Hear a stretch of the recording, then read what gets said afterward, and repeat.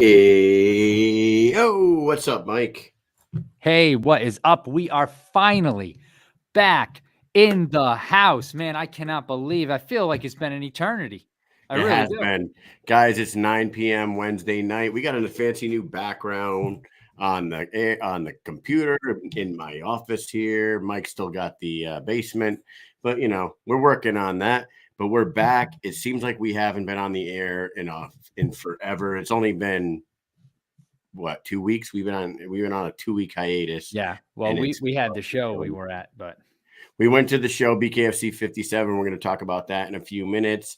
We've had a lot of things going on with my family and your family right now. But Mike, it's Valentine's Day, and before we start the show, Valentine's, yes. You ever hear someone called Valentine's Day? I got you something today, dude. I got you a Valentine. Bless your heart. Because you're my boy. I'm in the package store and I'm looking around for something to fucking drink today. And what do I find? Look at this shit here, dude.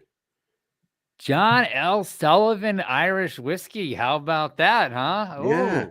John L. Sullivan 1800 stuff. Do you think that was made in the 1800s? I don't know. It wasn't all that expensive, so I hope not. But anyways, it'll get you drunk, and it has John L. Sullivan on it, and he was the last heavyweight bare knuckle champion before it went illegal way back in the day. It has like history and shit on it. It's kind of cool. I got you that. But why don't we shout out our sponsor? Yeah, no problem. Let's do a sponsor reads real quick, and then we'll get into our show. We have two guests for you guys tonight. We're going to start off the show with Nelson Lopez, and then we're going to bring on Big Ben Rothwell after him. First and foremost, let's go ahead and shout out our boys at the barbershop, Mike. Ooh, Shave Parlor. You guys all know what it is. The Shave Parlor, 131 Del Prado Boulevard. Get down there, get your hair cut, get it done. Don't go to Naughty Nate. Nope, don't do it. He's naughty. Don't do that. You need to get down there. You need to get your hair cut. But when you go in there, don't ask for Nate. And that's all I'm going to say. Anybody but Nate. Yeah, he's not into the bare knuckle scene, dude. I guess not. Yeah. You know what? We still got the BK Bet Shark right now. He cleaned house at BKFC 57. I want to say he went like 6-1, maybe 7-1. And if you guys were following along, like we've been telling you all this time, go to good little boys and girls. Yeah, like good boys and girls, go over to @BK Bet Shark, follow him, pay the monthly fee, and just follow his tutelage. Because if you do that and put money down on the fights that he tells you to put money down on, you'll be stacking cash too. So, or if you don't like money, don't fucking do it, right, Mike? Yeah, you guys could be popping caps of John L. Sullivan just like I am. But if you don't want to do that, then don't use Bet Shark. You know what I'm saying? There you go. A dynamic life, guys.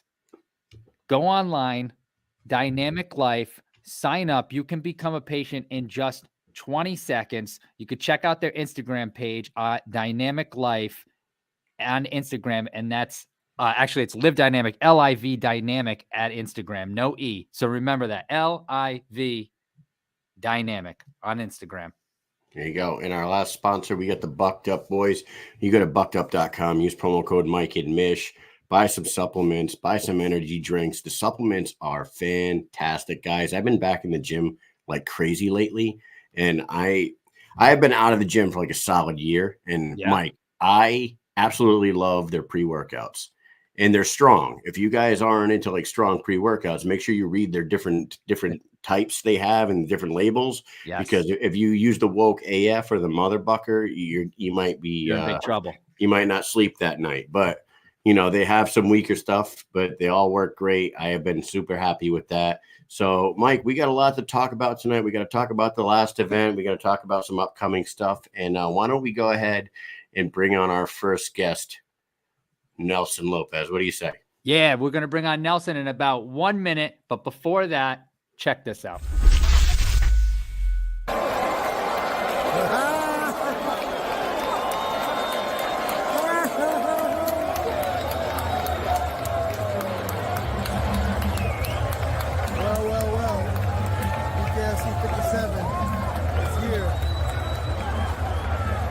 About 6,000, 7,000. It's Joe, me, the Archangel Escoboza, here watching the Mike and Mish show, drinking cashier coffee.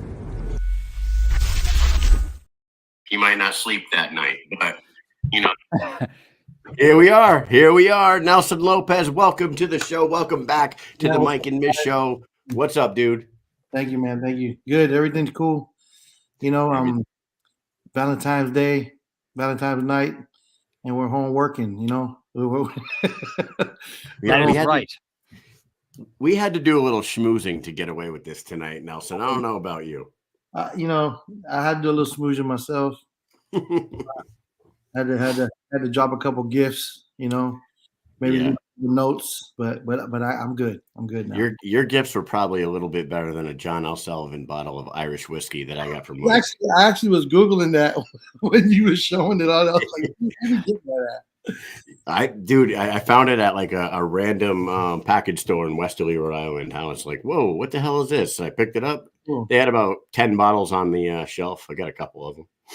That's cool. That's cool. Not bad. Hey, in that video that we just showed of you with the crowd behind you and all that stuff, Yeah. in my dad and Jimmy are in that video. My dad and Jimmy came to the event. They right.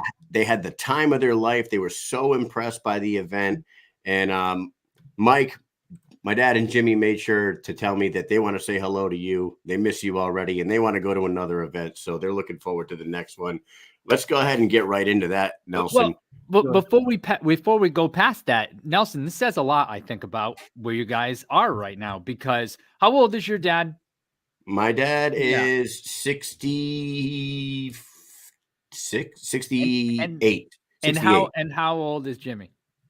Jimmy's got to be right around the same, Same like age, late right? 60s. So that's like those guys went there, and they're not they don't watch MMA. They don't really probably pay attention to boxing often, right? They went there and they loved every second of it. They loved every second. They want to go to another one already. They loved it that much. So I feel like that is saying something. My 90-year-old grandma, sister, I'm not lying. My 90, well, she went to go see G fight, and she sat from the first fight to the last fight. And I've sat at the Canelo fights, the Mayweather fights, the Pacquiao fights, and midway before you even get to that fight at 2 a.m, like you just don't have you're not even, no one wants to stay and watch it. But this is like exciting. And so it does show where we're at, what we're creating. We're creating entertainment, baby. It was amazing having them there, just because I've been doing this for a few years now and I talk about it all the time. My wife gets annoyed. She says it's all I talk about, but whatever. If I'm passionate about something, then I just go for it. But I finally got somebody in my family to come to one of the events and actually see that Mike and I are not just going and fucking partying our brains out every time we go to one of these events. We're actually working. And my dad and Jimmy were not only impressed by you guys in your event, they were impressed by the fact that we were busting our balls the whole time too. So they're like, you guys are really into some shit here. And it was pretty awesome. Yeah, that's cool. It's cool to be part of that movement for sure. Yeah. Well, let's talk about 57, man. It was the first numbered event of 2024, the biggest event in Hard Rock history at the Hollywood Hard Rock. And talk about this, because we were told the night of the event that they had never sold that top deck for an event before, for a combat sports event in that building before. And what happened, like the day of, they were like, we need to sell more tickets? How did that happen to where they decided to give you guys that last balcony and it sold out right along with everything else? Look, I had envelopes that supposed to have tickets in it, and there weren't tickets in it for people. And I'm like, empty envelopes. I'm like, oh my goodness. So like, to accommodate even just the people that were invited or had vouchers, we give around 100 vouchers, to accommodate like the fire department and some amateur fighters. And we had to open that part up, and we ended up selling another 100 out of there, and it just wouldn't stop. But I think everything just came together at that show. I mean, everything was matched early. Every fighter had their tickets in their hand, 8 weeks before the event. Everyone had a flyer already on the internet. I had a videographer at every fighter had a video playing on their Instagram. it just all went right. It just everyone was promoting, everyone was cross promoting, everyone was pushing. Even the fighters on the undercard were pushing the Palomino and Austin Trout fight. So it wasn't just one fighter that did it. That was such a team effort that I was really proud. It was a really proud moment because, I mean, not to take anything away from Austin Trout and the popularity that he has in boxing, not to take away anything from Palomino and the popularity he has in bare knuckle and he had in MMA and who he is in Miami. But that was a real homegrown, developed, local, with no huge name that put more people in that arena than when Mike Perry fought. And that's crazy. KM2. And when what's his name? I draw a blank. What's his name? Gosh, he was fought Eddie Alvarez. Chad Mendes. Chad Mendes, yep. Chad Mendes. He was on. Yeah. No, They were both on KM2. They were both on that same card on KM2, and it didn't sell as many tickets as this one. We did more, so that's such a proud moment. That's wild, yeah. We've done the homework. We've done the job. That proves the point that we didn't just take a UFC fighter and utilize it and say we're utilizing your popularity to blow BKFC up. No, we took homegrown Gallo Duran and we built him up until he sold those tickets. We took a retired Palomino that thought that it made him the baddest man in bare knuckle, and we built him up. Mm-hmm. We took Austin Trout that was in a whole nother sport, put him against Diego Sanchez, promoted him, showed what he was worth, showed his value in bare knuckle, and he sold it. We took the Louis Lopez's and the Justin Sanchez and the Chris Garcia and the Steve Townsels. There's so many potential superstars on that card. You just named a few of them. You just breezed through them, but you didn't even mention Bryce Henry. Bryce Henry, Brian Duran, Chris Garcia. These guys all have potential and selling power to really be stars. I'm telling you, Bryce Henry, his first 6 fights in boxing, I did them. I was his promoter. I built him. I've known him since he was a little kid fighting amateurs. He's a superstar. Chris Garcia, he was in my gym. He was 180 pounds, and he was just starting just to do amateur boxing just to lose weight. And now he's 3-0 in the baddest combat sport in the world, and selling tickets from a small town of Clewiston. Justin Sanchez is a kid from Detroit. From Delray Beach. Steve Townsell. These guys is amazing. Duran, it's just amazing. I'm so proud of that. Even Perdomo. Perdomo, yeah. Oh man. Oh my God. These are homegrown kids from right here, local, that sold out this place. It was such a what is it? It's like a turning point or a pinnacle point in your career of promoting that you say, wow, look at what was done with just guys that are only 3-0, 5-0, 9-0, and we sold out we have a record. We're the only combat sports that has ever sold out that arena 5 times in a row. That's crazy. You planted some seeds. You put some seeds, you planted them, but you didn't just plant them and walk away. You planted them and then you came back and you watered them. And then you watered them some more, and then you took care of them and you pruned them a little bit. You know what I mean? And now they're growing, and it's beautiful. You're like, oh my God, look at this! I love this so much. And we need to do this in every city. We need to do it in every city. We just need to get bigger staffs and just place these seeds in all these cities and blow it up. Yeah, I actually have a video that you sent me with some of the fighters from this, and it's like a little highlight of the post fight. So let me bring that up right now, and then we'll talk a little bit more about this event. Thank you for opportunity, BKFC. Thank you for opportunity. Andy Hart. Thank you, Dave. Thank you, Serge. Thank you, Nelson. Remember Leonardo Perdomo, alias El Sambo? What's up, everybody?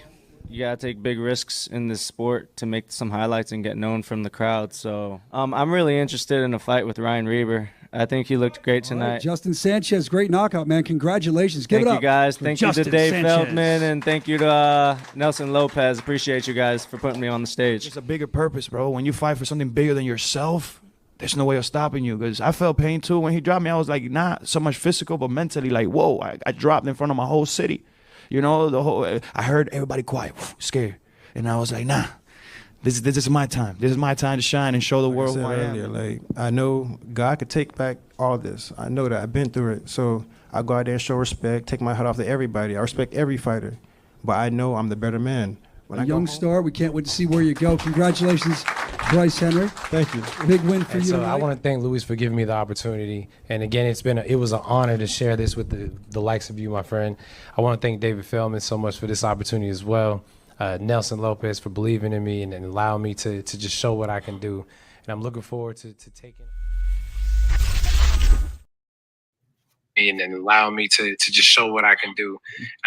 The pudding, man. That's cool. That's so cool. I was telling you, I was on that stage shooting that video, and I was just like, look at this. And I didn't even see the video till later on that night, because you're there watching it, you don't see it, and then you're like in a quiet room looking at the video and like, wow, look what we did. Like look what we did. Look what we pulled off. It's pretty cool. It's pretty freaking cool.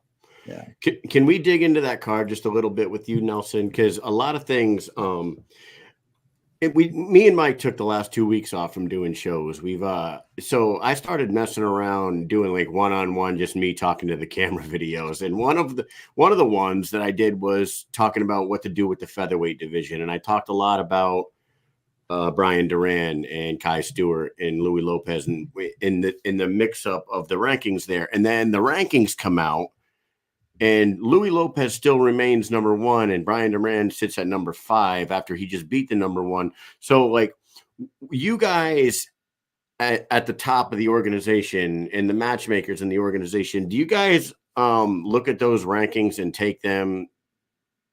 Do you really do you hold any account? Yeah, do you take them into account at all? But because I can't see any reason why Louis would remain number 1 in that division when you guys got like Brandon Allen and Brian Duran and James Brown all waiting in the wind. Like they've earned a shot at the top, but somehow Louis still sits there. So let me ask you that question. Do you guys take them serious? And what do you think is next for Brian Duran after the win over Louis? You know, and whatever I say here is not in stone. It's just like, you yourself can set a plan for Brian Duran. I would think that maybe he beat the number 1 contender. So I'm not in the rankings. I'm not in the ranking department. That's a committee, and it would be nice to have fans to be part of that committee, an anonymous committee that really watch every single fight, because some people might just watch the Miami fight. Some might just watch the Virginia fight. You got to watch all the fights to really be in that ranking position, right? And I think that Mike and Mish should have a ranking, like put your own rankings up, because at the end of the day, I think rankings is for the people. What fights do you want to see? Yep. And then people say, I don't want to see James Brown. I don't know who that's not fair. You know that James Brown is a good fighter because you watched every single fight. Yep. Exactly. So that's what I mean. Like, it's such a hard thing to put together. Maybe the people don't want to see James Brown and Duran. And a lot of fighters are switching from 155 to 145, to just try to accommodate, say, hey, what belt is up for grabs? The 155 division, now the belt is up for grabs. Obviously, Bryce Henry is like in line there, but James Brown could easily jump up to 55 and be a good candidate to the ranking situation. Is no one's going to be happy. That is true. Yeah. That is true. You can't make everybody happy. They asked me to be in that committee. I'm like, look, I got matches to do myself, and I think it's just got to be the fans, real hardcore fans that really know these fighters, every single one of them, and analyze, those matches, based on who they won, not how many wins you got, how many, it's like you beat this guy and it got you this much credit because he beat that. Like it's a bracket of things that it takes, analytics to really pick the right guy, and you can do it digitally, but then you might not get what the people want. In boxing, there's one belt that does its digital rankings. They hate that belt. Everybody hates that belt. Yeah. But it's a real championship belt. They call it the real ranking belt. But you have websites that all have their rankings. You have, podcasts that have their rankings. Hey, Mike and Mish needs to have their rankings. You know what? We've avoided making our own rankings because of exactly what you said just a few minutes ago.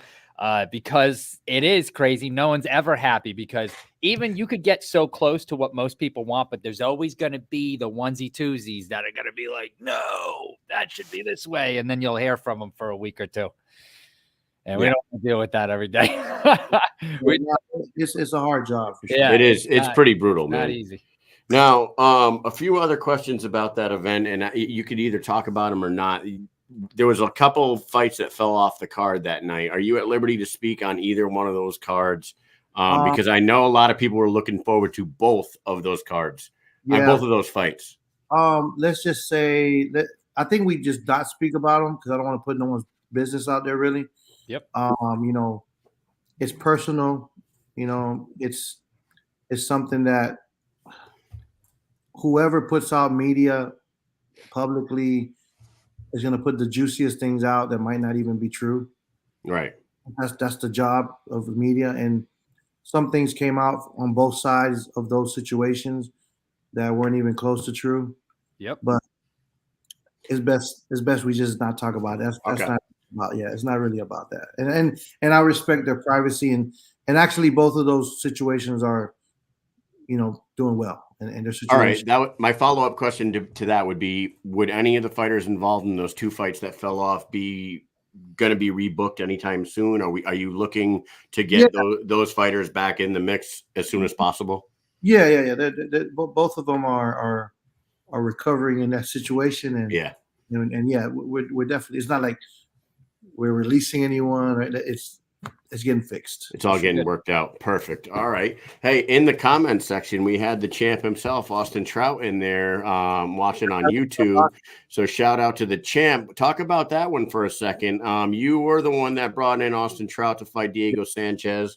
A lot of people, it always goes back to the rankings and whatnot. They're like, why is Austin Trout fighting for a vacant title? He's not even in the top 5. And people got to understand his background and his record as a world champion boxer. He's earned something like that. He went out there and he did it, and he took home a world title. He's the first glove champion, now bare knuckle champion in I think in history. I don't know. He's in the history books. Talk a little bit about Austin and what's going forward with that. Like I said in the beginning, you grow to love the fighters. We built Palomino to be the baddest man in bare knuckle. And I know it could look like, oh, Austin is my guy, and I brought him in he's a good fighter. Austin in boxing, and I love boxing, and I love the whole the technique of it, and the business of it is a little rough because of the rankings are not as clear, and the belts are not as fair, and it's a lot of politics in that. And Austin, I can say that he might have been in not maybe he wasn't dealt the best set of cards in the boxing world, and he was one of the best fighters out there. And I recognize that when we first became friends, when I saw him fight, and to this day, he's still on that journey on trying to get a call for that belt, for one of the belts. He's ranked in those divisions, which, we took into consideration. If you're ranked number 5 in the world in 2 or 3 different organizations in boxing, like, you know, it gives you a little bit of clout, a little bit of justification of what she, you know, what he deserves that title shot.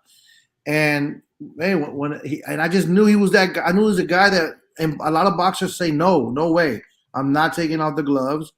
My hands are gonna get hurt, and they just can't even fathom to think that they're gonna hit somebody without a glove.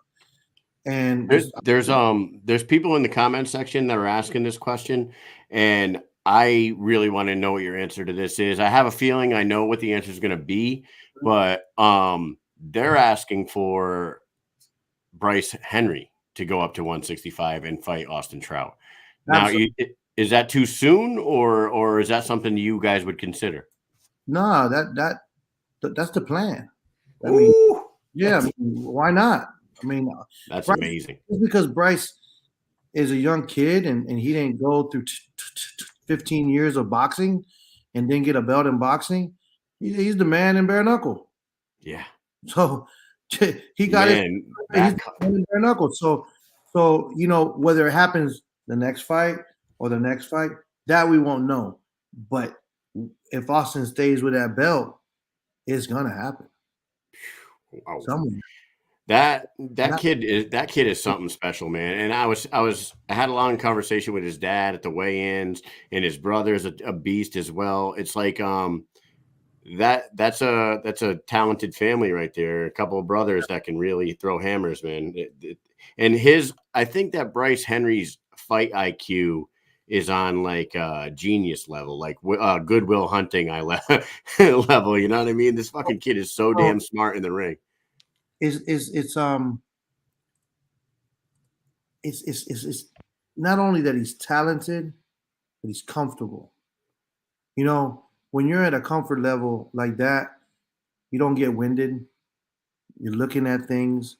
You know, I remember someone asked Kobe one day, "Are you a fighter that is scared to lose, or a fighter that just is dying to win?" And he goes, "I'm neither. I'm a guy that's learning throughout the game to adjust, to just be better every second when I make a mistake." That's Bryce. Yeah, well, I mean, his first fight, we've talked about it a bunch of times on this show. His first fight against Brandon Shavers, you could tell that he trained for bare knuckle with Ryan and those guys, but the first round, he didn't look 100% comfortable in there, but you could tell from round 1 to round 2, he downloaded all that information from that first round, and it was 100% different fighter in the second round, and it was amazing to see. We were like, whoa, this is that unreal, the adjustments that kid just made one round to the next. The weigh-in, he looked at me and goes, "Bro, that's a big dude." I said, "He is big." And I'm like, hey, you know, just go out there, defense, be smart.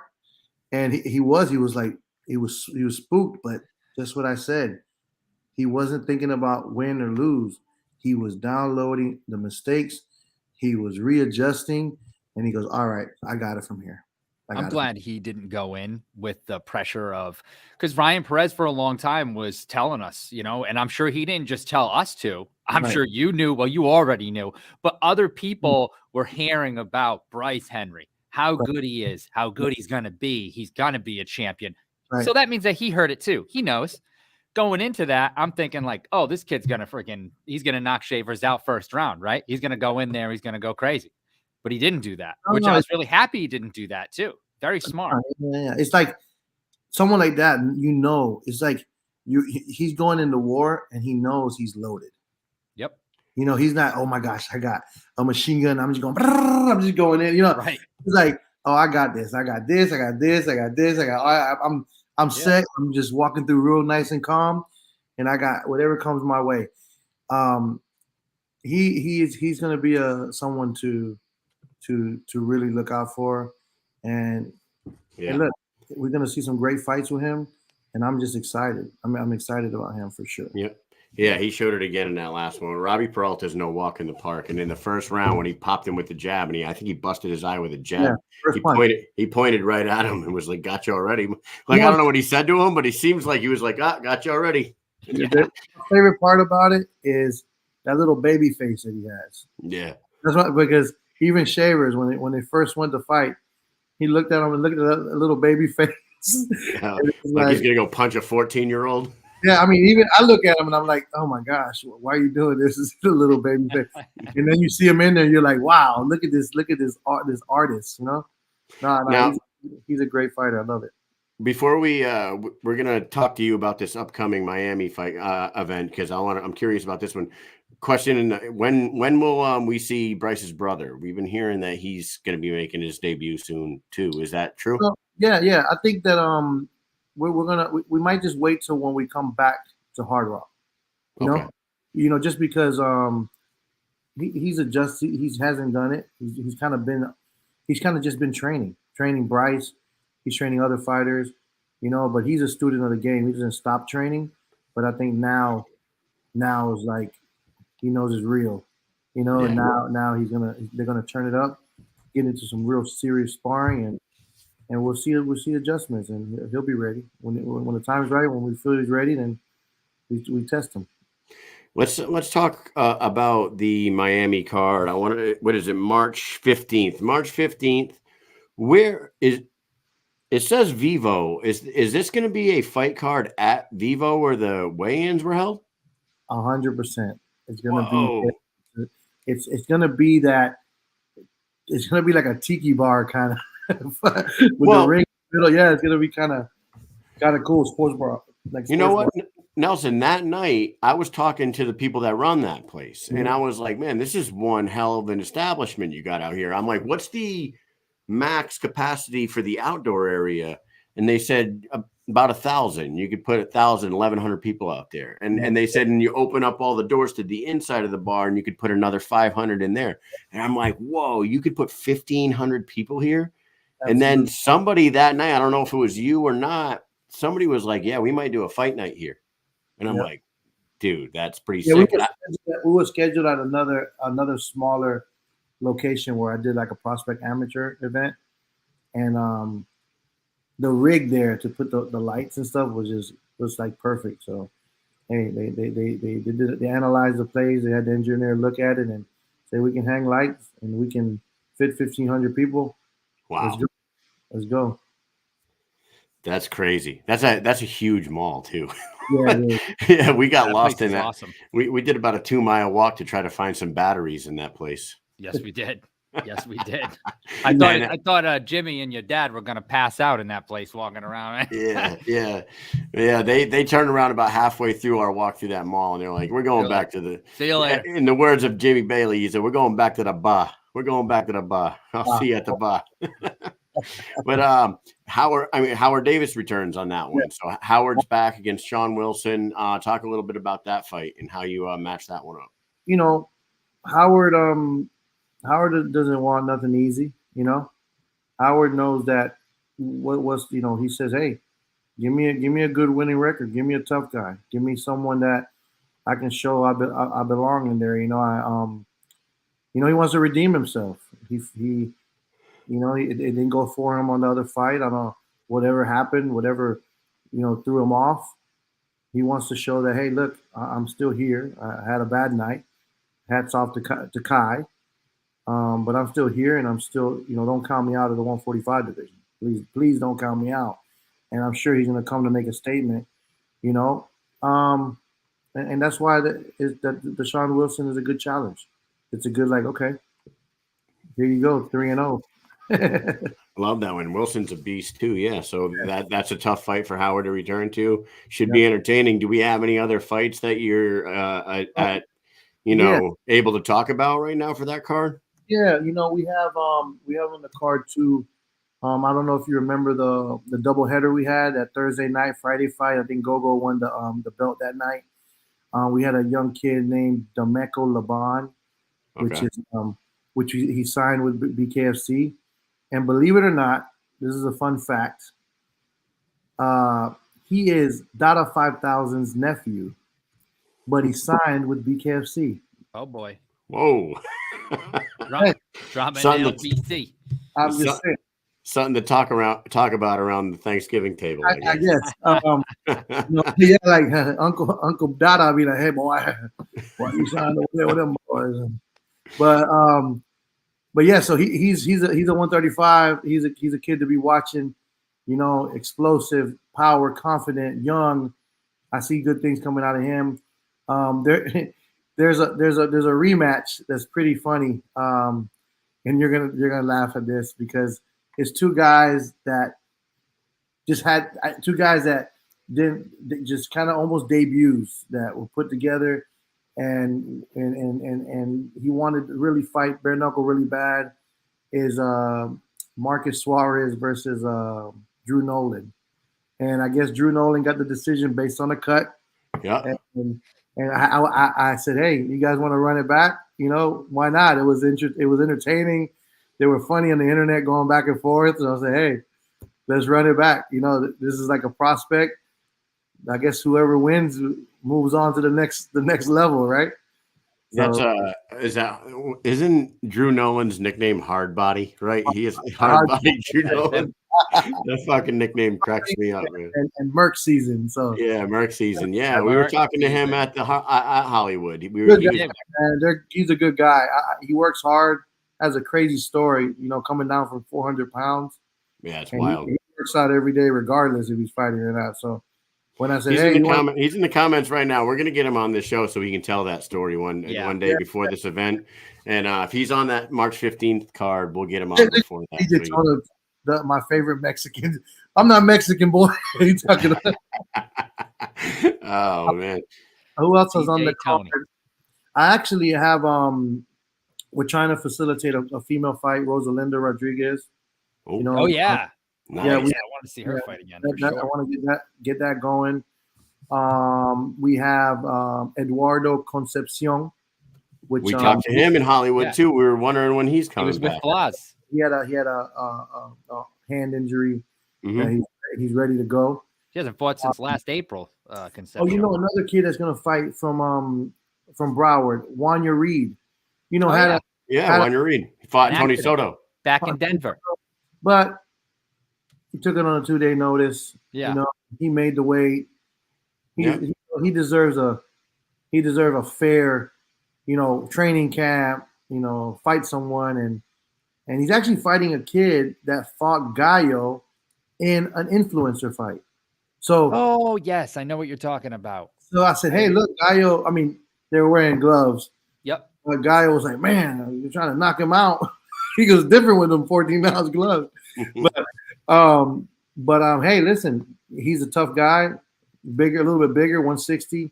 Wanya usually fights at 150, 55, and that's going to be an exciting fight. Who else? I have a debut kid by the name of Julio Perez, cruiserweight. He's a good boxer and decent amateur background, Cuban descent. You know, he's in Miami, so the Cuban population is there. The fighters are there. They're in the gyms, and so he might be another Perdomo. Damn. You know, he might be another class. You know, he might be another one of those guys. So I'm excited to see him. And believe it or not, I have 6 amateur matchups, which is awesome because we did Prospect Amateur 1 and 2. Yep. And I told those boys, hey, after you get 2 or 3 fights, you'll fight in the square circle because the Prospect Amateur shows are in just a regular boxing ring. And these boys are ecstatic that they're about to fight in that square circle. Got a kid by the name of Campbell the Beast. He fought heavyweight. He's dropping. He's like probably going to end up fighting at 165, 175. He lost a lot of weight. So he's on a mission. Got some kids from Clueless. I got some young kids, Ryan Arancibia. Local kids, like the real, these are the next Gallos, these are the next HDs, these are the next Chris Garcias. This is the next guys in line when them boys are in, these other boys are in the rankings. Like we have to keep that going. You know what I mean? We got to keep it going. Man, that's awesome. I wish Well, Yeah, we need to get Jared Grant. Yes. I was going to ask you about a couple Florida guys that we haven't seen in a while. Him being one of them, and Brandon Allen being the other. Like, is there any conversations about Jared Grant or Brandon Allen anytime soon? Because Brandon's been out for a minute, and he's been like kind of knocking on the door of that top spot in the featherweight division. I think Brandon is right there. Like, you know what I mean? I think he's right there, and he's a showstopper. He's a gatekeeper. You know what I mean? Like he can ruin somebody's night. Don't count him out. You know, I mean, there was talks about him and maybe Davis. There was talks about him and maybe Guy. Like he's in the mix. There were talks about him and James Brown. Like, man, all of those would be great. And it's so crazy because all those fights are so tough to get to Kai. You know, right. So you know, like there's some good fights lined up for BKFC in that division for sure. Jared Grant, I love Jared. You know, I told Jared he was one of the first projects. Hey, you're going to be the youngest world champion BKFC, and you know he did it. He fought through. He's a pioneer. He's the youngest pioneer. You know, coming in and he went 4-0, 5-0, and he fought some veterans and he looked great. Hey, he took a couple L's. So what? Everyone does. You know, he went down at 125. Tough competition. Yeah, he went. Well, not only that, he went down to 125 and he fought John Dotson. Yeah, like, I'm mad at you. You know, you've never made 125 even in the amateurs. I'm not even mad at you. Forget it. You know, Reggie Barnett is a experienced, crafty. You know, you name it. Reggie can beat anybody on any given night. You know, and I'm not mad at you. And I love Jared. So, you know, I would have put him on this one. I just wasn't really sure about his situation and was he ready? Was it? Plus, this card was on and off. It was like we're doing it, we're not doing it. That venue's no good. Went through 3 venues. You know, and that's got to be rough trying to line up everybody with certain places. There's not enough fight. Like I told Dave, I said, can I just stay in Florida and do a fight every month? I just stay here and do fights every month. Like, listen, I'm ready to move to Florida anytime if there's a full-time job available with setting up BKFC events. I got a farm. I got some cabins in the back. Come on down. You say you have a farm? I am there. I have a farm, yeah. Yeah, you want to know something, Nelson? I grew up on a farm. I farmed until I was like 18 years old. That's why I'm a worker. You know what I'm saying? That's why I'm a worker. Yeah. Hey, man, I feel like we could talk about shit all night with you. We don't want to keep you all night. I did see a couple questions in the chat. DJ Tony's asking, when's our cut man fighting again? Is there any news on G Perez fighting anytime soon? Man, G's such an asset to the company. Like when he's not working, it's just like, who's gonna do this? Like, because he's just in his own lane. The man is he's a how do you call it? Swiss Army knife. You know, like do the ring, he got it. Go do graphics. Go lay decals. Go do cuts. Go wrap hands. Go drive. Like he and when he's fighting, it's like he's not there. And you need 3 people to do his job. So they love when he fights, and and we like, we need him here. But I'm saying that they were talking about, you know, they're teasing online, maybe in Cali.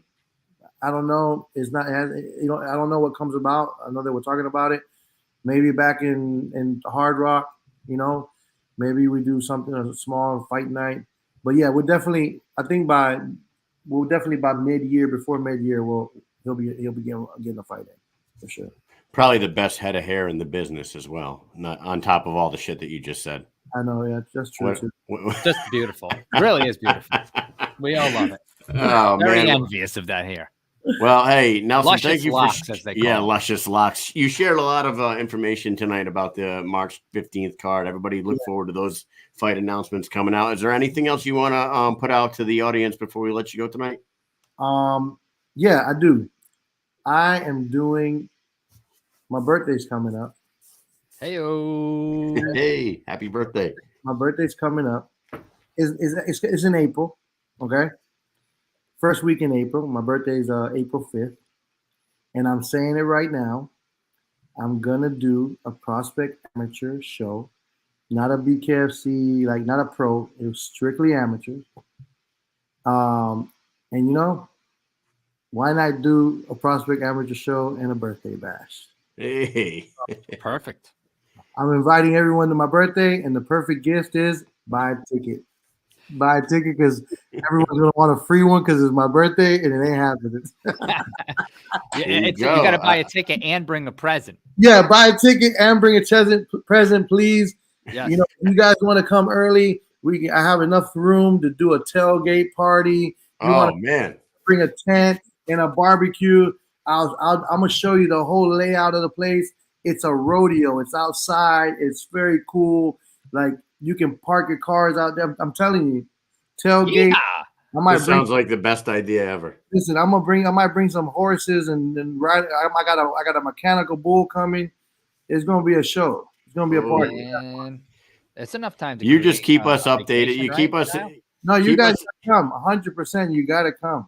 You gotta come. This might be a bring your wife to this event. 10, 15 minutes away.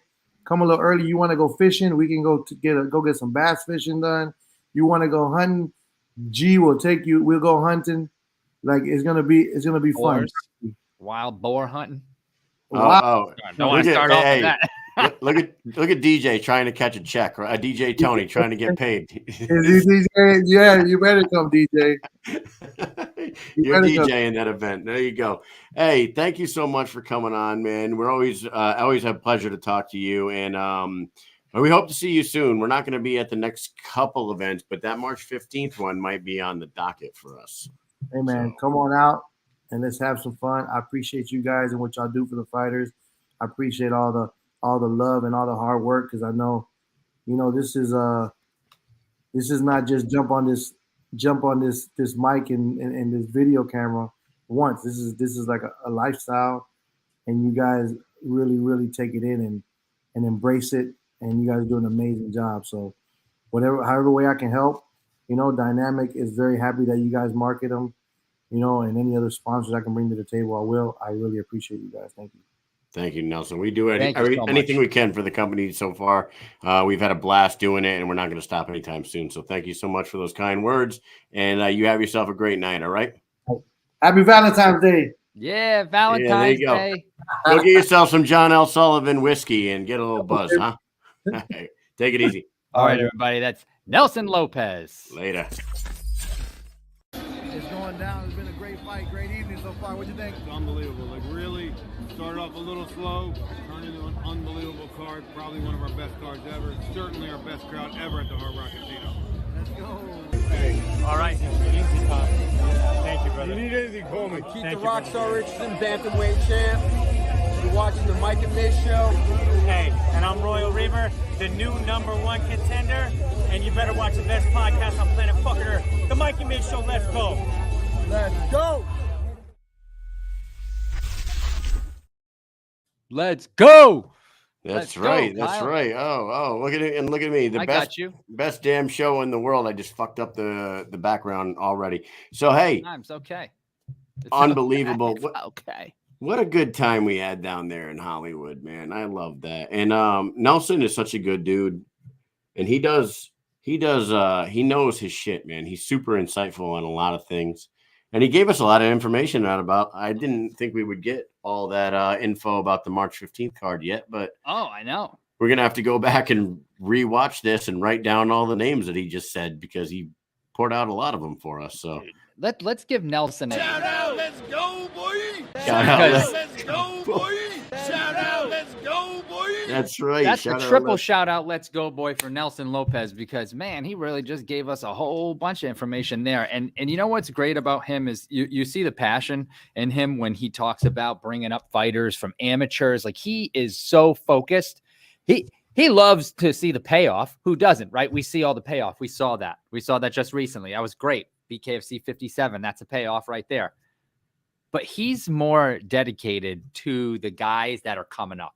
You know what I mean? He wants to invest his time in finding these fighters who especially don't have anything else. That is what they want to do. Maybe that's might be the last thing. That's the best when you see those stories where somebody really doesn't have anything. They're like, you know what? They discover boxing. They discover that they love it. They start getting into it. And then they get on a card like the amateur, the prospect series, and they go all out and they get a fight on a higher up card and they fight there and they do well and they get seen.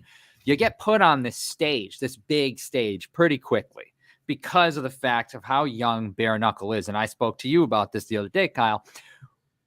When we look at, and we talked about the rankings too, and how tough it is, there's only top 5s. It's not top 10s. You look everywhere else, there's top 10s, because there are lots of amateur fights. And then they go in, some people don't do a lot, but a lot of people do a lot of amateur fights. Then they go pro, and then they fight a whole bunch of times. They don't just get into boxing and then you're fighting for a world title. You might be fighting for a world title, but you're not fighting for real ones. Same thing with MMA. You're going to regional, you're fighting there, and maybe after 10, 12, 15 fights, maybe you get on Dana White's Contender Series, or maybe you get signed to UFC for a fill-in fight, or maybe you're a stud and they notice you. But now you've got 15 fights already. We're talking about people who have one fucking fight when they come in. Right. You know what I mean? Like, they're coming in, it's their first fight, because there is no like amateur bare knuckle. So you're starting there at pro, your first fight. And there's not a lot of people who have a lot of fights. So there's not. Building people up to that position, they can really excel in this sport very quickly if they mind their P's and Q's and do what they should. It really will pay off. Absolutely, dude. You know what? And I've been, like I said to Nelson earlier, and I don't know if you guys in the audience right now have been watching. I've been dropping like little solo videos where I just talk shit to the camera about certain subjects. Yeah. And I think I'm going to keep doing those because they're kind of fun. And they only, it gives me an opportunity to vent a little bit. I talked about it in the Misfit Faria video that I did yesterday or the day before about how like Jade Masan Wong might be next for her. And people might think like, oh, well, she only has 3 fights. Like everybody only has 3 fights. Like everybody, nobody really has more than like 4, 5 fights unless their names are Britton Hart and Christine Faria. Yeah. You know what I mean? Beck Rollins might have like 5 or 6 now, but it's like, it's rare to find a fighter that has a shitload of fights like Lorenzo Hunt or Reggie Barnett. Those guys all have that many fights because they've been there since day one. Yeah. But the rest of these guys, when they're getting title shots with 2-0, it's because the sport is so young and nobody really has a fucking record for it. You know what I mean? Nobody really has a ton of fights.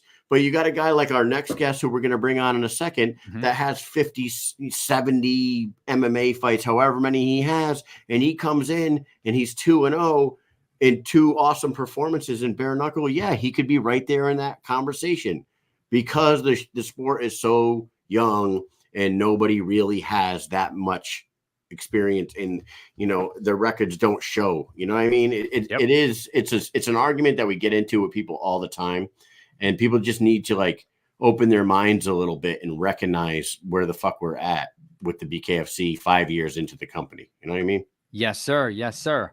So with that said, Mike, do you want to go ahead and bring him on or what?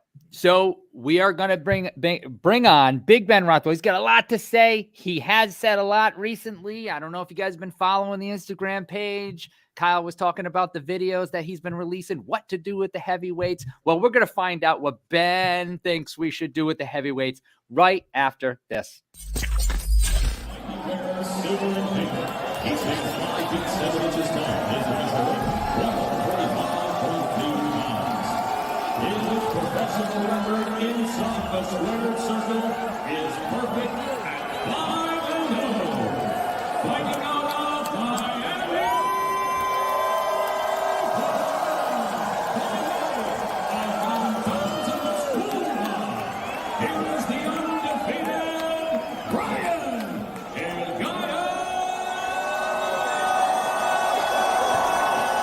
For a long time. Going down. Man, it's Brian El Gallo Duran, and you're watching the Mike and Mish show, man. Shout out to you guys. Love you guys. You guys are family, and I promise you guys I will never let you guys down. 100% finish rate. I said it on the interview. Bah!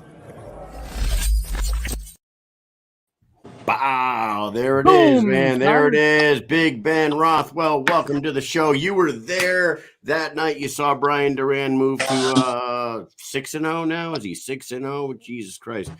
Ben, what's going on, man? A lot to talk about here. What's up? Where the fuck we're at. That's the quote that I, 1 minute of listening to you, I like it. Where the fuck we're at. Isn't that true? It's like what I was talking about right before you came on here, and Mike and I, you probably caught it. That is the argument that a lot of combat sports enthusiasts are like, wait a second, you can't have a guy who's 2-0 fight for a world title. You can't have a guy who has only 3 fights fight for a world title. Well, he might have 3 fights in this sport, you stew nods, but he has 75 fights outside of this sport. He's damn successful in his career, and he's been very successful in this sport. So why not? The door's open for a title shot for many of you guys. Yeah, I'm sure you guys are watching Mick Terrell and I, who a lot of people don't know. Mick Terrell is the current heavyweight champ for the BKFC. I have to tell people that because he thinks he's a lot bigger than he is, and he contradicts himself constantly, and he constantly says the dumbest shit. Whatever it's to me, it's how it sounds good to him. Right now, he's got this big thing about Mark Hunt. He wants to fight Mark Hunt so bad. Well, I'm the one that's actually fought in BKFC. Like, I'm 2-0. I've done this. And he's like, oh, well, Mark, Mark's a bigger name, blah, blah, blah. But then he'll say, oh, well, look who you fought. You didn't fight anybody. I'm like, I beat Josh Copeland. And in my opinion, I beat outside of me, the toughest heavyweight. And Josh Copeland, I think, will absolutely smash Mick Terrell. I think Josh Copeland, I said it after I beat Josh. I knew that Josh is one of the toughest heavyweights in this. Not many guys can do bare knuckle. Josh proved a lot to me. And I think Mick Terrell would have all he could handle with him. And I know I'll walk through Mick Terrell. Like, I'm not much for talking shit, but I know what I can do. I know watch him. And it could be a lot of him just knowing what's coming and then not wanting to fight me. But Mark Hunt's not going to be an easy take for him either. So I give it to, I feel like he's basically going to hand the belt to one of us. Well, I'm the guy that's 2-0. I've got 2 fights in this. At least give it to me. I go, why do you want to fight Mark Hunt, who's never done this before? And he just says it's a bigger fight. Like, he's going to get paid more. I don't even think he gets paid pay-per-view points. So it doesn't make any sense to me. But I don't do the negotiations. Right. All I know is I've actually, got my, sunk my teeth into this. I know what bare knuckle's about. I'm the one that's 2-0. I've invested in the BKFC. So I think it's right that I should at least get a shot before that guy. There's a couple other guys that, need to do. I don't know. Like, the heavyweight division's kind of up in the air right now anyway. All I know is Mick Terrell's a dumb fuck, and I'm going to smash his fucking head in. We're going to get back to that in a second. We do have to talk about Mick Terrell a little more. But last time we were supposed to see you was against Todd Duffy back in Salt Lake City. I don't think we've had you on since then. Can you just real quick, you don't have to get too far into it, summarize what happened to why that fight got pulled off and why that wouldn't be just rebooked? Todd Duffy, Todd and I is a great fight. I think people are excited to see the fight. The Tuesday before I was supposed to go out, I contacted my management and David Feldman. I said, this isn't looking good. My kids got the flu. I'm not feeling right. And they kind of already were like, whatever, but we're trying to make things work. Like, I was willing to fly out Friday if I had to. Like, if I wasn't too bad, I was going to make it work. Well, Wednesday, by the next day, I was ended. And everybody was just like, no way. The doctor, I went to a doctor and they're just like, you're not going to fight. And, it was a bad week. We talked a week later. Like, I wasn't sick forever. And Mick Terrell was like, oh, you were fine the week later. You didn't have a cough. I'm like, dude, it was the flu. Like, I was bad last week. You don't stay sick forever, you fucking asshole. Like, I wasn't going to, but fighting right at the peak of the sickness isn't a good idea. And I kind of talked shit on Todd. Todd's thing, like, Todd and I guess all rights to it. We should fight. But him and I know that there's a lot of goofy shit going on with, Lorenzo Hunt wanting to do it, and then they're talking about those 2 fighting, and Todd's actually interested in that if I get the Mick Terrell fight. So him and I were kind of like, hey, as long as me and Todd get a fight, we're cool. Like, we'll fight each other, we'll fight other people, just so him and I get a fight, like, in the future. Like, that's where him and I are at. And overall, Todd and I got, like, a good talking, relationship. Like, we're good. But we're going to, when he's on stage, he's going to talk shit on me. And he said he fought with COVID. And I'm like, why would you say that? Why would you say that in public? You fought knowingly with COVID. Like, that just sounds dumb as fuck to me. I just wanted to throw that out there real quick because that was his big thing. And people talking about my weight. Oh, you didn't fight because of the weight. Like, motherfuckers, like, I need weight like you said, in professional, I have over 50 fucking professional fights. They all had to be at 265. This weight class was at 275. Like, I'll make weight. Like, it isn't a fucking problem. And moving forward, I'm gonna bring my walk around weight lower anyway. So I know we have to worry about nothing. I'm gonna be faster and actually be more dangerous for you fucking assholes. So there you go. Anyway, Ben, can you guys hear me? I don't know if I can't hear myself. I can hear you. I can hear you. All right. So I talked about this the other day, and I actually think, and maybe everyone agrees with me or not, but when you and Todd fell off that card and Lorenzo started chirping online saying that I would have took that Todd Duffy fight, I think that matchup is better than you and Todd. I think that Todd and Lorenzo match up better as far as like size, skill, power, all that, leaving you open for a fight with either Mick or AJ Adams, Arnold Adams, or someone like that. Do you agree with that? Well, I've seen your guys' dream card for the upcoming April. You left Mick Terrell off of it. So I don't know if that was a slight or what that was about. Me and Arnold, probably as long as we keep fighting, and if he stays in this, like, I could see us running into each other. I'm sure that's an intriguing matchup. But I'm pretty sure David Feldman's put me against Todd Duffy's and other named guys. I actually got kind of an idea. I was actually supposed to fight someone before Todd Duffy, and he got injured. And I think that's who I'm going to fight coming up. And who that is, I'm going to let, obviously, the BKFC make that announcement. I haven't seen it yet, but the last I talked to Dave, that was the fight that he was excited about. And it's another named guy that, I think you put us on the poster. It's like, people want to see that. Bare knuckle. It's a fight where two, Does he have a luscious beard like you? Does he have a beard that would rival yours?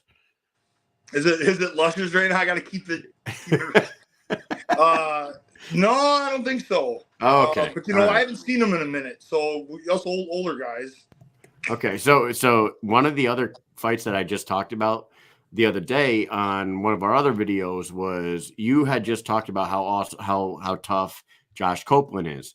What do you think about Big Country Roy Nelson, who showed up in Salt Lake City and was interested in coming into bare knuckle? What do you think about Josh Copeland welcoming Big Country?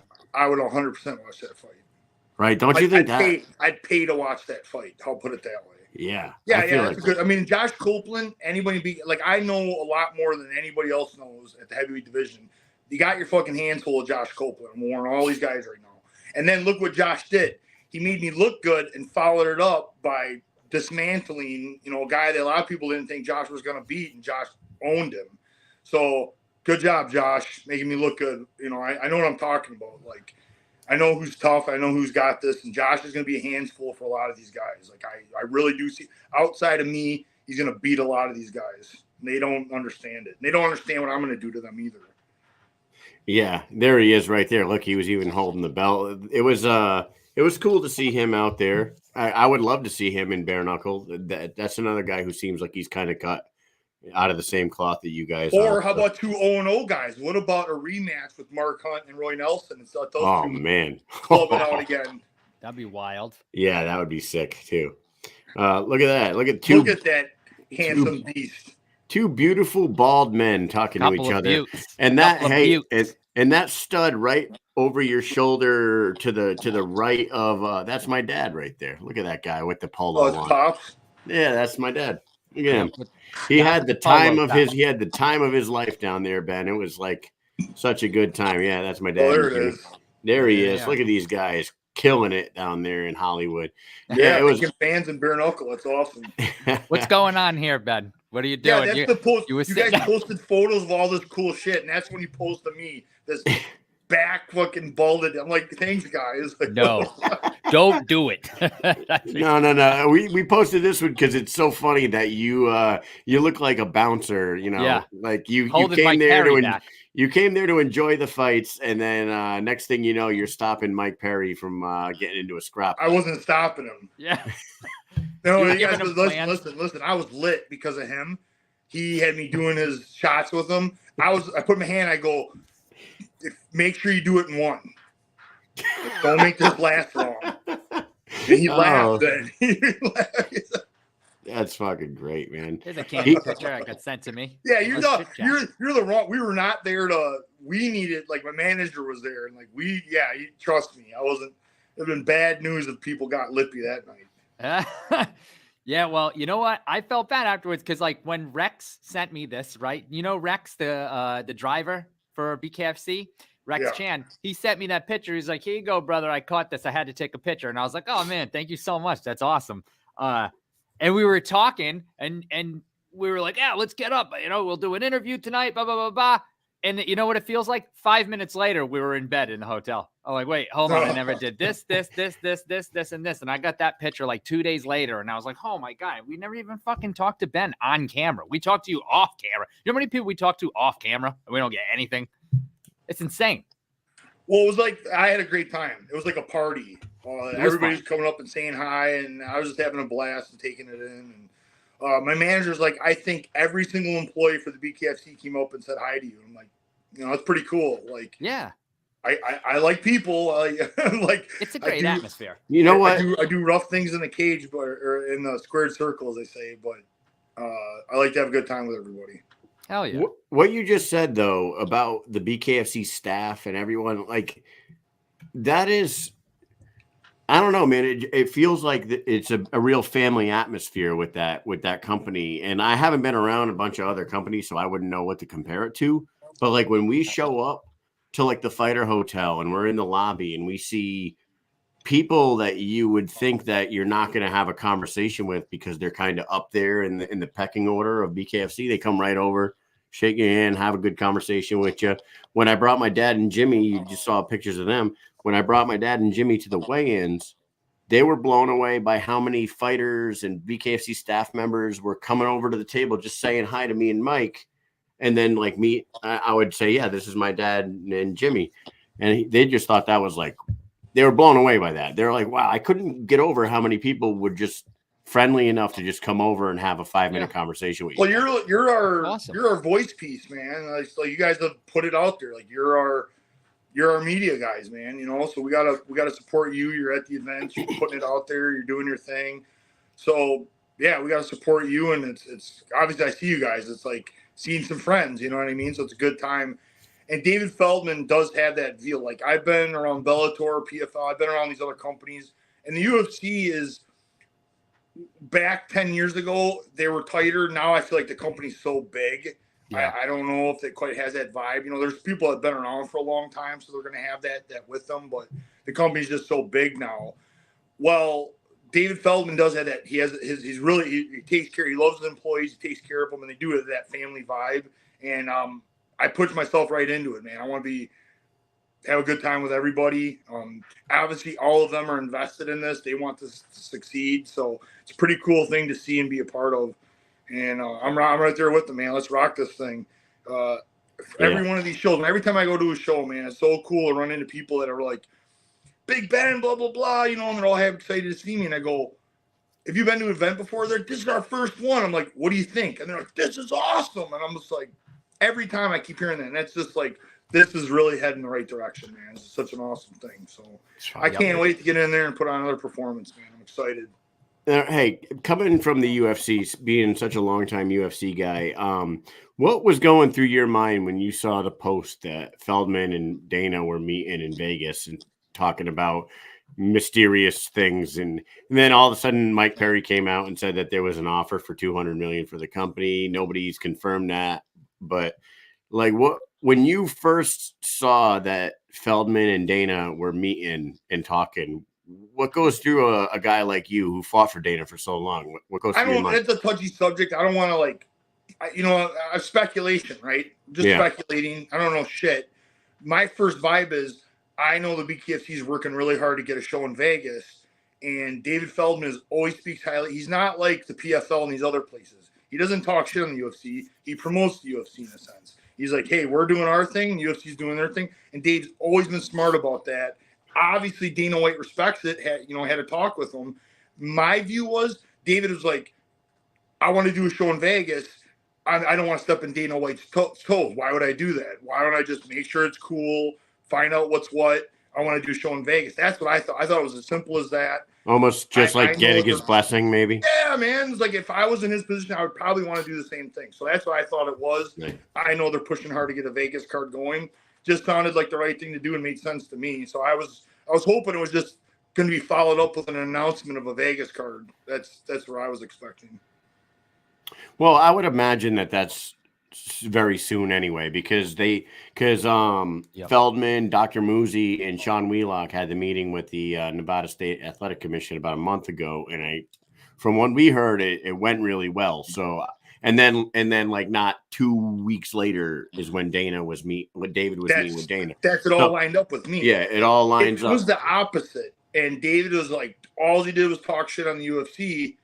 They went to have that talk. And let me tell you what, Dana White is the kind of guy that would be like, dang, don't approve them. We know it. We know this isn't anything that's hidden. We know Dana White has that kind of pull and could like ruin the PFL or anything. And these companies that try to compete or go against them, it doesn't sound like the right way to go about it. And you're just causing problems for yourself. Feldman just keeps making awesome moves, growing this thing. He's worldwide with it now. So I just thought that was another smart move. I thought it was another way to just grow it and get it in the right market. Love that. Now, we don't want to keep you all night, but if the Mick Terrell fight is not next for you, you said that you had somebody else and maybe they were talking about, is it going to be sooner than later? Are we going to see you back in there maybe I on hope that? to get announced for April. I mean, I don't want the April yeah, I mean, it's kind of like out there. Big card, Perry's on it. I would expect to be getting announced with it. As far as an opponent goes, might be Todd. I don't think anybody would be surprised if it was, but maybe that special matchup with Todd gets made, and then maybe I get to bring somebody else that's, another name that obviously I'll leave as a surprise. But I'm open, you know what I mean? Like, I obviously push for the Mick Terrell fight. This fight I would like to get right now. But talking to David Feldman, it sounds like I got to get this next one done with, and then I could get the Mick Terrell fight. Wow, man! If Mick has the belt by then, I mean, okay. So let me follow that up with this. When Salt Lake City ended, BKFC 57's in the books. Like not a day or two later is when Mark Hunt ends up on Lou Fuse's show in the UK, and all of a sudden Mark Hunt's all the talk. Did that take you by surprise, or did you know that? Had you heard that Mark was interested? Because it kind of took us by surprise. Not talking shit on Mark Hunt. He's a legend from the stuff that he's done. But what I do know is he lost a lot of money with that lawsuit with the UFC, and a lot of people are confused. Me, like there's a little over 1,000 of us are part of an antitrust lawsuit, and it's the antitrust part's the magic part. You can just do this quick internet search to tell you all about everything I'm about to say. They're looking for a $1.5 billion settlement, and it's tripled because it's antitrust. So it's like a $5 billion settlement. It's big, and now that it's class action and went that way, there's a very, very strong chance that fighters are going to win. Like these lawyers are very smart. They're very good at what they do, and that is one thing. Some people are confused. They think that the Mark Hunt has nothing to do with it. Mark Hunt did his own lawsuit trying to sue the UFC about the stuff with Brock Lesnar, knowing about steroids, blah, blah, blah. Totally different, totally separate. And he lost badly. Then, this is the kick in the nuts. The UFC countersued him for trying to sue him, and he lost that too. Ugh. I have no idea what the dollar amount is, but I'm sure it was just fucking, like when I say kick in the nuts, he probably spit both of them out his mouth. So therefore, there's a guy that needs money. And I'm just going to say, he can say whatever he wants, but like at 50 years old, listen, I do not. I'm 42. I'm still functioning. I'm strong. I'm good. And I'm not doing MMA no more. Like boxing is fun. This is fun for me because there's so many things I don't have to worry about. So I can do this for a couple more years. I don't know how much longer. I'm not going to put a number on it, but I know that I don't want to be 50 years old doing it. If I'm at 50 doing it, there's probably something wrong. Something went wrong financially. So you might have lost a lawsuit. Yeah. So guessing that's where his motivation came from. Jeez. All right. Just speaking what I, just the way it looks to me. Oh, you definitely wanted to talk about it. That's for sure. Back to Mick Terrell. I didn't cover. He's talking shit about me only having 2 fights. Yeah. And Hey, doesn't look at the fact that you guys brought it up. I have 50-some combat, I have 30 knockouts in MMA. Like, he 1 minute disregards all of that work and only wants to talk about my 2 fights. And he goes, who did you beat? You beat a bum in Bobo O'Bannon. And I'm like, dude, who did you fight your fight before Arnold Adams? You fought a guy that had no business fighting, let alone, like, talk about Bobo. Like, that guy was, I don't even know how that guy got approved. Steve Banks? Yeah. Like, what are you talking? Were you kidding me? So look at his entire record. His entire fight record is a bunch of who? So Mick Terrell, I'm going to smash in the fucking head, man. Fuck you. He kept calling you fat, dude, on the internet. He kept trying to fat shame you. What do you think about that? That's what a child does.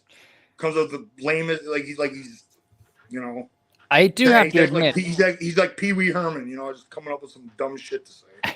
Well, the one thing I did enjoy about the whole thing, and actually I was reading your conversation, your back and forth today at work to a few of my buddies, and he said lay off the cream cakes, which is like something that it's definitely like a UK term because obviously we say cream, we say cakes, but I've never told somebody to lay off the cream cakes, and I just found that to be really funny because we would just probably say just lay off the cake, right? We said the cream cakes, and I thought that was fucking awesome. I don't know why.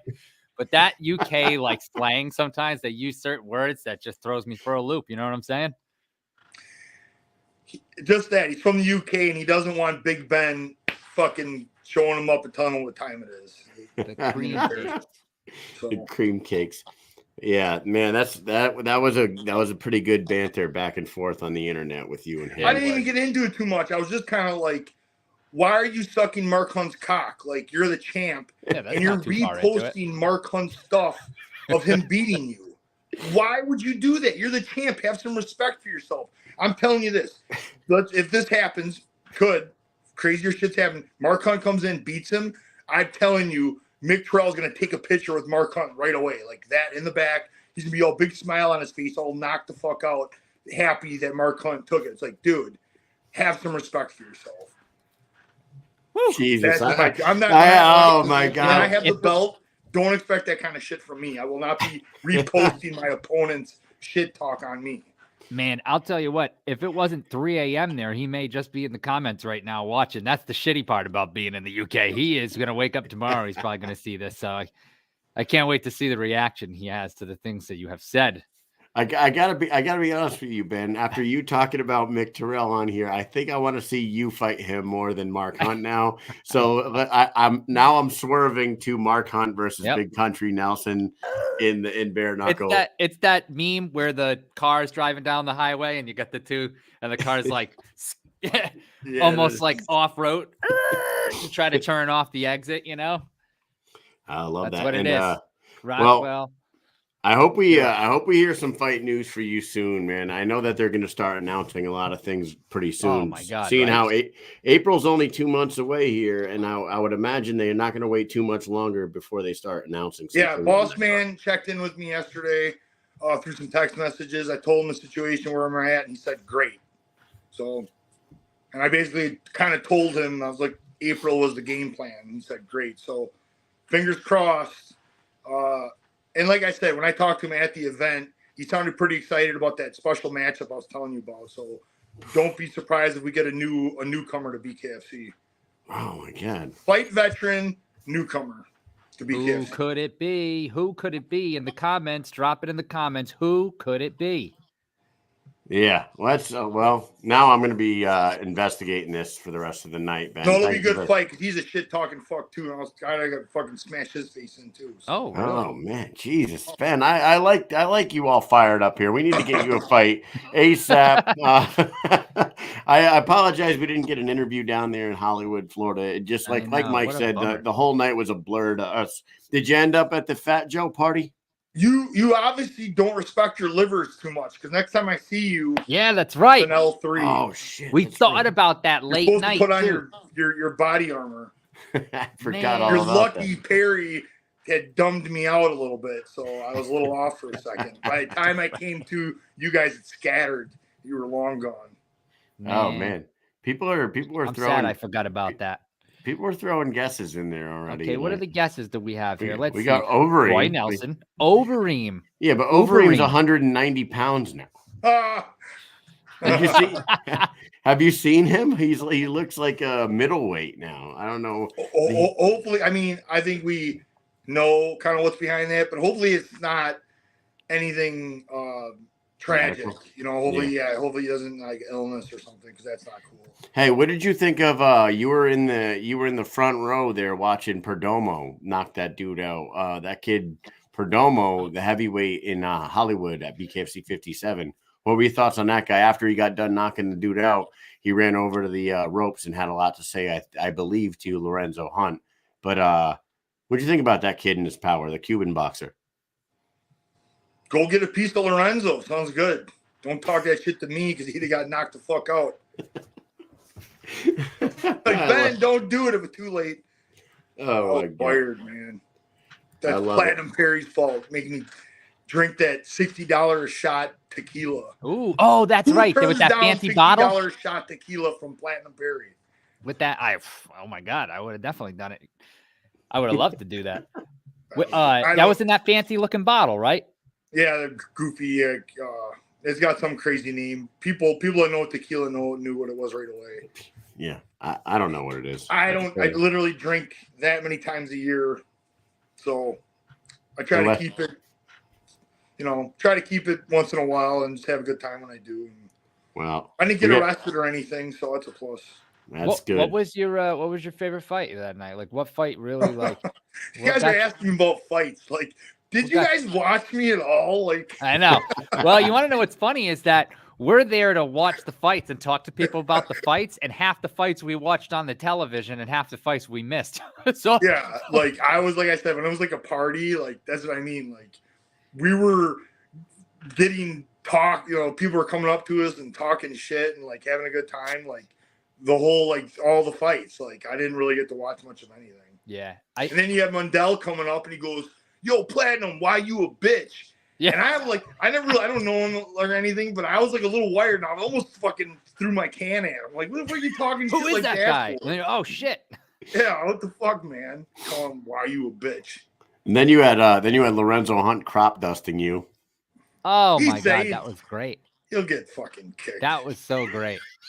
He said, and the funny part too is that he said he farted, and then Perry goes, "Oh man, I fucking knew it," and then he goes, "No, that was for you. That wasn't for me. It was for you." And points to you like he's not taking it.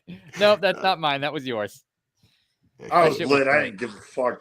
That shit was great. I love that. If anybody wants to see that clip, get over to our Instagram page and you will see exactly what we're talking about. It is very funny. Yeah, it was funny. Guys just having fun. There was someone in the comments that was like, "Oh, come on, guys. Win with class. You're supposed to be champs." And I was like, what are you even talking about? I don't even know what that guy's talking about. Win with class. You guys just hanging out. You can't even just hang out and watch. People are fucking still talking shit to you. You're just sitting there watching the fights and they're talking shit to you. Yeah. Oh, geez. Good times, man. That's what it's about. Yeah. Oh man, every one of these events are a good time for sure. Well, we hope to see you at one soon, Ben. Final words for the boss or for Mick or for anybody that's listening. It's going to be watching on the app. What do you got to say? Yeah, I think it's all been said. I mean, that's it. I'm just kind of in the wings waiting. I'm getting ready. I'm going to be prepped and ready. So I'm going to hopefully get something announced something soon.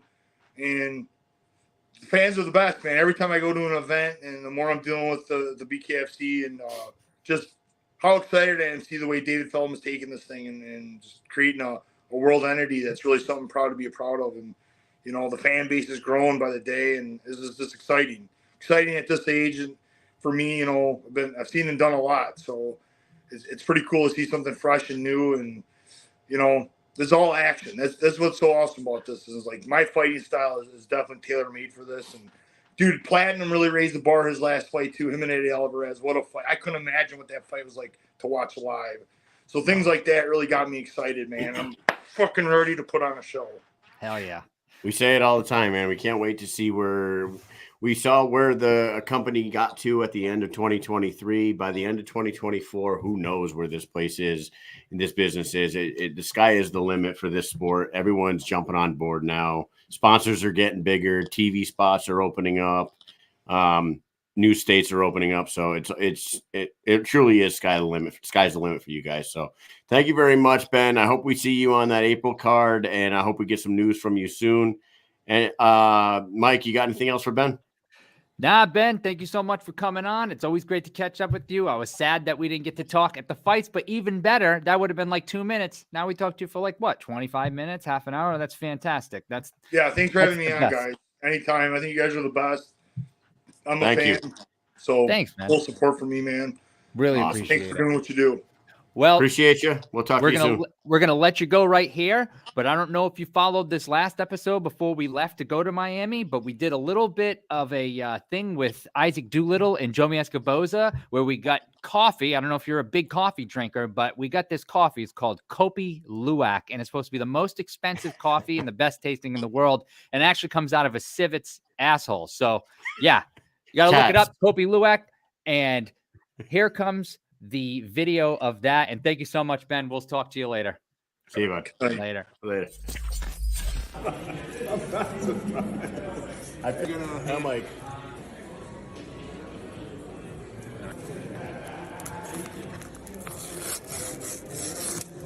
Mike Perry. 100% for VA. That's what I get to spend the next 6 months making coffee. You don't have to pay for it. Probably managing they teach you about it.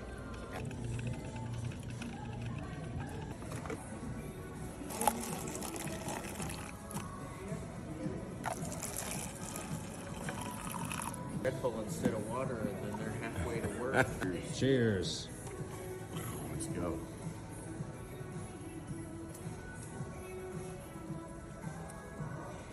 Musty. Cat shit coffee. What do you think? I'm not being a coffee drinker. It's pretty good for cat shit coffee. Pretty decent. Tastes like calico. It's not bad. There's a hint of Sphinx in there. There's a hint of sphincter in there.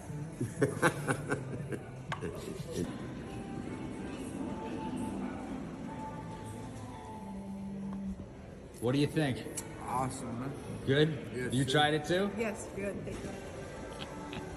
He's come for the coffee.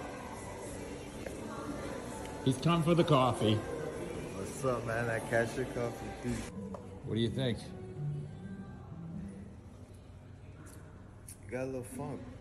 Got a little funk in A it? little funk in it, but it tastes pretty good. A little musty. Yeah, a little musty espresso.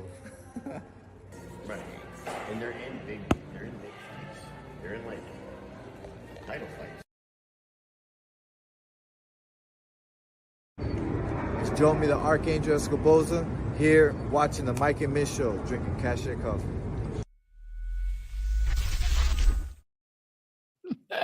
I love that, Mike. I love it so much. And we did it. And you know what? I will tell you this. I thought the first sip did have a little funk, like they Had said. like a It did, but after the first sip, it was good. It like got progressively better as you were sipping it, and Yeah, like it was definitely good. we were only pouring like like a thumb's worth in the cup at a time, maybe like an inch worth of coffee, and I ended up drinking like Singapore. I drank like 4 2-finger pours of that shit. Yeah. It was really good.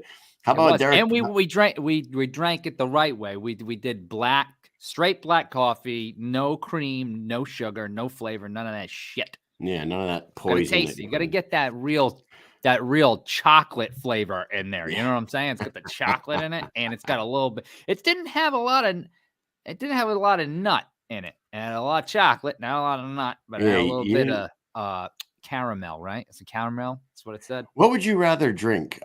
Cat shit coffee or cat nut coffee? Whew, I don't know, man. I don't know how they're gonna make that. I'm just wondering. How many cats do you need? All the beans got to come out of that. God. Oh man, it was it was really cool to share that coffee with those We guys. did it. Derek Perez's eye.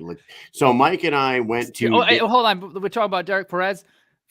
For people who are watching who might not know, he doesn't beat his girlfriend. She's also a fighter. So I just want to put that out there because I showed somebody that fucking video and they were like, is that his girlfriend? She got black eyes. I was like, yeah, she's a fighter too. I mean, she just fought like the week before. So, obviously they were joking, but it was kind of funny because it goes right to her. She's got two black eyes. Like, man, they just don't get along, do they? Nah, man, it was cool to see them in the lobby and drink that. But do Awesome. you guys understand that we had that conversation with Isaac, and then Jomi came on the day after and said, "I'll drink that coffee with you guys. If you guys are going to really do that with Isaac, I'm in on it." So Mike goes online. We do some research. We find the real shit. We weren't trying to get ripped off, but there's different levels of Kopi Luwak coffee. Yeah, we might have to do another one. If you get the wild, the wild coffee, like where someone's out in the fucking woods picking the shit off of like a wildcat. Yeah. I think that what we got is cheaper because it's like farmed. They have like farms full of civets eating the shit and whatever. But Mike and I went to Walmart and bought a $15 coffee maker. Go to the lobby, plug it into the wall, made one pot of coffee out of this bag, and then left it there for whoever wanted a free pot of coffee. Yep. Was just right there in the lobby. That was our donation to the world. Anybody that wanted free pot was right there. That's fucking awesome. And we got to go have some nice lunch with your sister-in-law, Marissa, afterwards. It was fantastic. It was a great trip, man. It was awesome. I had a good time. Yeah, man. Oh my God. It was great. We did it. I don't know. Sometimes I laugh because I'm like, I can't believe we came through with that. We said we were going to do it. We had to do it. How could we not do it? Everybody was depending on us to drink the cat shit coffee. So we kind of had to do it. When I was looking up this Kopi Luwak coffee, I did come across, you have the more expensive kind, like you said. We might have to do that. We might have to venture into the more expensive one and see what that's about. Actually grind the beans ourselves. I will go right to the supermarket too. I'll just grind it right in their thing. Just grind poop coffee right into there. But here's the thing. In my adventures of Amazon, right, I came across elephant coffee. And I don't know totally, I don't know too much about it. I don't know if it's made the same way. I don't know. But I did see elephant coffee. So I was like, all right, I'm going to have to look into the elephant coffee. So. Elephant shit coffee. Yeah, it's just huge blocks. Sounds awful. Drop out. It's weighing you down.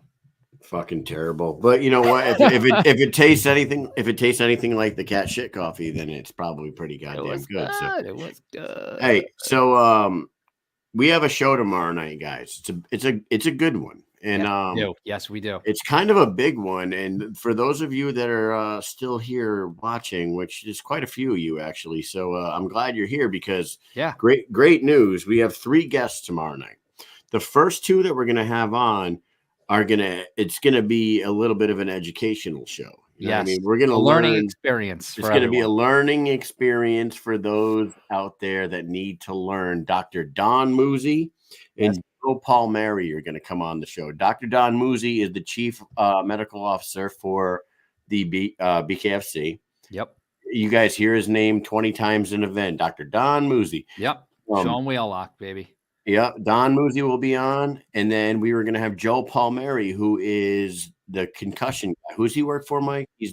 What's the concussion program? He's the the King Devic test. Is that what you're talking about? Yeah. The King Devic test. Yeah. The test that they give, and yep. He is their concussion protocol guy. So we're going to have Dr. Muzi and Joe Palmieri on. And Joe Ivy, Susan Walker, I know you guys are going to get excited about this one. Yes, you are. We have a world champion hopping on tomorrow night that has a lot to say, and she's had enough with these fucking people that do not want to fight. Her name is Christine Misfit Faria, and she will be joining the show after Don Muzi and Joe Palmieri tomorrow night. So we're live at 9. We got Joe Palmieri and Dr. Muzi for about 40 minutes, half an hour, 40 minutes. And then we are following that up with the champ, the 125-pound women's champion, the best to have done it. Misfit is coming on the show. She's got a lot to say. So do not miss this one. I promise you. Fired Up Misfit is a great Misfit. So, oh, yeah. I can't imagine. I put that video out about what if you guys didn't check it out, check it out. It's on our YouTube channel. I talk about how hard of a job Jules Gray must have to find her an opponent. Like, that has to be one of the hardest jobs in the damn company. Just one fighter. You know what I mean? Like, Jules is out there trying to build up 3 women's divisions now, 115, 125, 135. She's signing fighters. She's trying to put together this big roster of women fighters. And the hardest job out of all of that must be finding someone to match up with Misfit. Yeah. It's who's going to be? Because at this point, there ain't many to choose from. You know what I mean? I don't know. And I said it in the video. There isn't in BKFC, but they're out is there in the world. There's a they're lot. out And there's some people we're not even thinking of that haven't come out yet. Maybe we'll have to do a little bit of digging, see if we can find some people. Maybe, if you guys go out, see if you can find some people. Send us the names. We'll bring it up. We'll bring it up on the show. We'll bring your name up. We'll ask her, what about this person? What do you think? She calls them out. We'll put the video out there. See if the person responds. You just never know. You just never know in the social media age. We could mention someone tomorrow night that nobody's ever thought of. Someone in the comments could bring someone up. We bring that up on the screen. She says, oh, I'll do this, and that to that person. They ain't got nothing on me. Somebody, if that person sees it, it's like, wait, what? Are you serious? You know what I mean? Yeah. Where's Dave Feldman's number? Hello? Dude, I just saw Faria on the Mike and Mish show talking shit, and I'm gonna get Joe Ivy after that because she happened to bring my name up. So first Faria, then Ivy. I thought of one. You know what I'm saying? I thought of one the other day that was a lifer 115er, but she kind of ended her MMA career up at 125. Maybe went back down to 115 to end the career. But can you imagine Ioana on J-Check throwing hands with fucking Misfit? Ioana champion at 125 pound Ioana champion versus Misfit Faria. Can you fucking imagine that? I don't know how much money that would cost. Oh, it would cost a lot. It'd probably be a decent amount, but that would be pretty fucking cool. Dude, Big Ben the fan, Big Ben 316 and I were talking about as our boy Chael P would say, Jenner Jacek. Joanna Jenner Jacek. Jenner Jacek, yes. He would call her Joanna. Joanna Jenner Jacek. Jenner Jacek. Yeah, that's who. No, man. They just resorted to calling her Joanna Champion. Yep. So tomorrow night, guys, is the night. You want to learn a little bit about the medical side. The proof is in the pudding that this is the one. This is going to be sport. Cool. This is the sport. Don Muzi, Joe Palmieri, and then we're going to follow up with Misfit Faria. Mike, do we have anything else we want to talk about tonight? No, I think we did it for tonight. I think we did okay for tonight. It's been a long time since we did a live. We had to ease ourselves back in by putting all this new stuff out and trying all this new stuff. So, hey, all this new stuff. Well. And thank you to our sponsors, Bucked Up, Dynamic Life, Swervo and the boys, and Heather down in at the Shave Parlor, and BK Bet Shark. Oh yeah, I had a picture of them. I'll bring it up tomorrow. Yeah, we'll bring it up tomorrow. I know Ben was asking for us to put the picture up, but thank you guys, and Mikey. We'll see you tomorrow night. Peace.